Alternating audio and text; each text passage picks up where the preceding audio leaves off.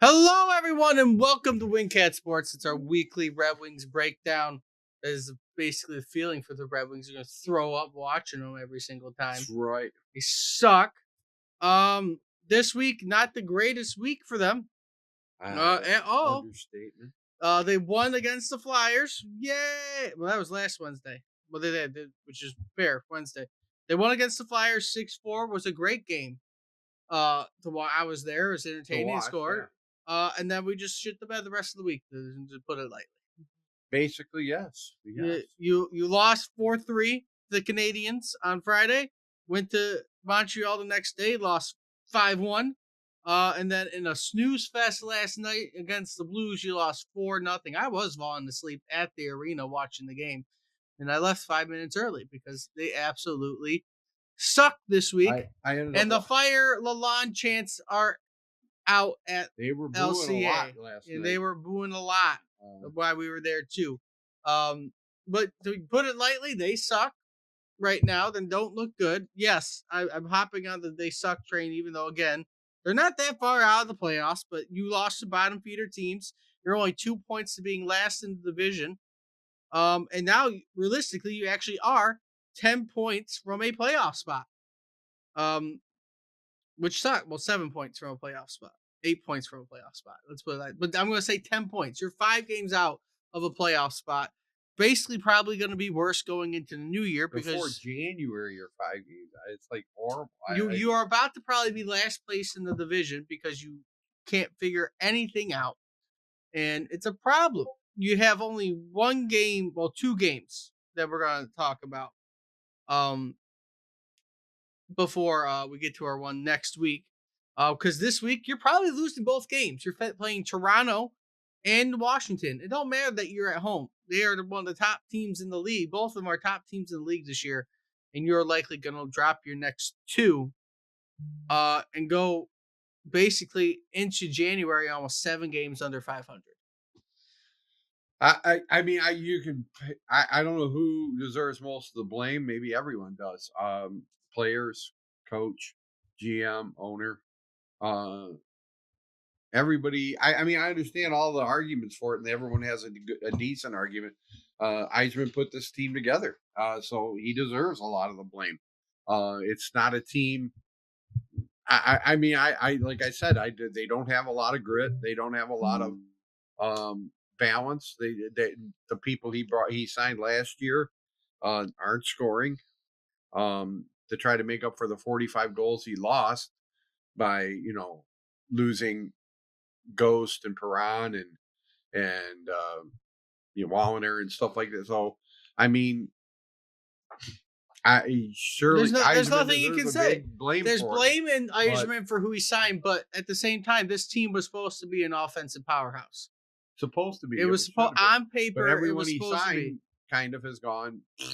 Gustafson's been horrible. Tarasenko's been average. Right. Kane's fallen off. He's not what he was last year. No. And you can't fully blame Eisman for the play of the players when he expects them to play how they've been playing. You could say he needs to expect some regression potentially out of these players, but some of them not as much as you thought would happen. You thought Raymond would do better this year. You thought Larkin would put out more this year, even though they're doing perfectly fine. Right. I don't think you could say much about Larkin, and Raymond has come on of late, and DeBrincat's even played pretty decent at times.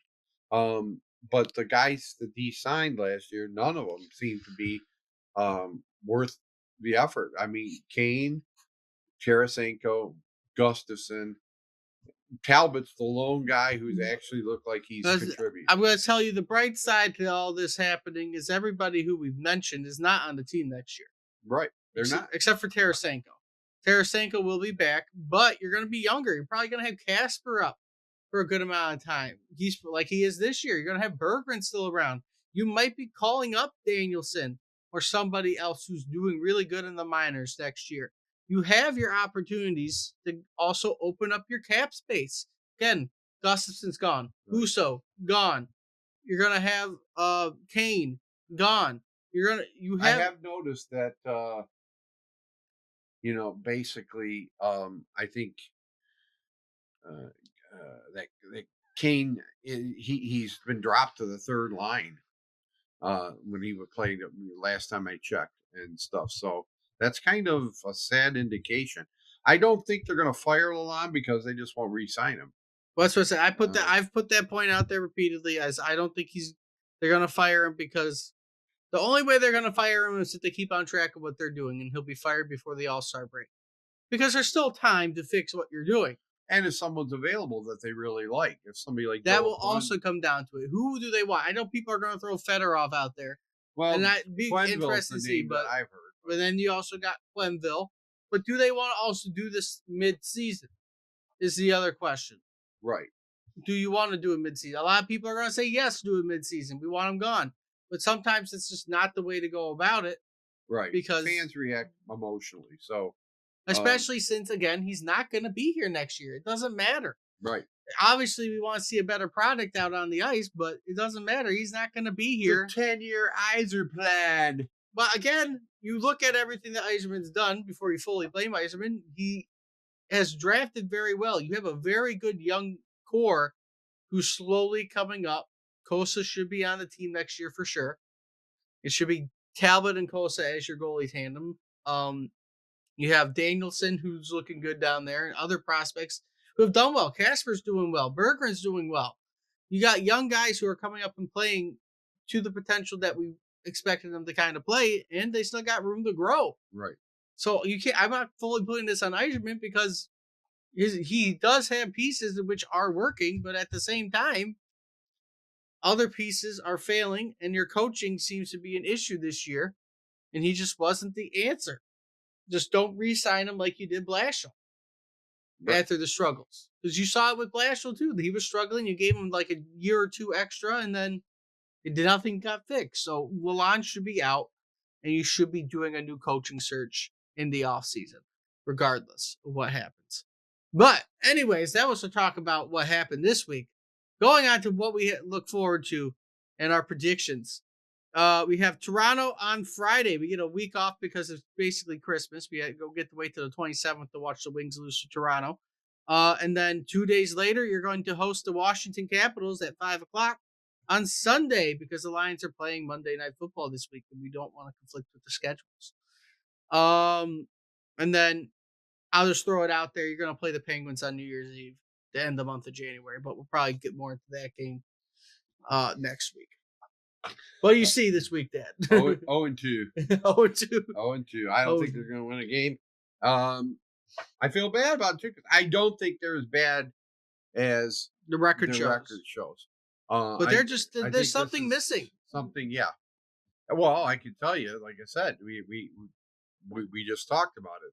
The guys they signed have not lived up to the billing at all, even close. But there's also less excitement. There's just there's no excitement like we had last year. There's no Right. drive that they seem to have had because even though they were like 500 and they went on a losing streak, on occasion they still showed that drive and will to fight even through a losing streak. So maybe the guys that we But lost have been felt more in the locker room and stuff. maybe David Perron was. But you also didn't have the money to re-sign Perron and Gostisbehere. That's the problem with Right. what you did. You're at your cap. Right. You can't say Irishman doesn't spend money because they're at cap. There's Right. nothing else he could do. He No, kept the that's guys true. he wanted us to keep. That's true. You're either going to lose out on Raymond and Sider or keep Perron and Gustafson. And I'm pretty sure most people would take in Raymond and Sider over Perron and Gustafson if you were told that was the case. You just didn't have the cap space to Right. keep the guys you wanted to keep. Because he even said that. He wanted to bring everybody back, but it was not feasible. So we'll see what happens throughout the rest of the year. See who shows up. I know Evanson's hurt now, so that's not good. You called some random guy up from Grand Rapids to replace him. But we'll see what fully happens. I'm not confident in this upcoming week either. We're going to go week by week. And I'm sure week by week, we're going to be even more and more upset with the product as it goes on. And I don't know what the solution is. And we're going to have entertaining videos of us complaining every week. This is probably, if for people who have watched the channel a while, this is probably where you're going to see us the most upset on a weekly basis. With the Tigers, we weren't upset. We were just, all right, this is what's happening. This is probably the most upset we'll get. on a week to week basis about what's going on. Anyway, though, with that being all being said, if you like what you see, like, comment, subscribe, let us know what you think. Let us know what you think of what's going on with the Red Wings. And until next time, we'll see everybody soon.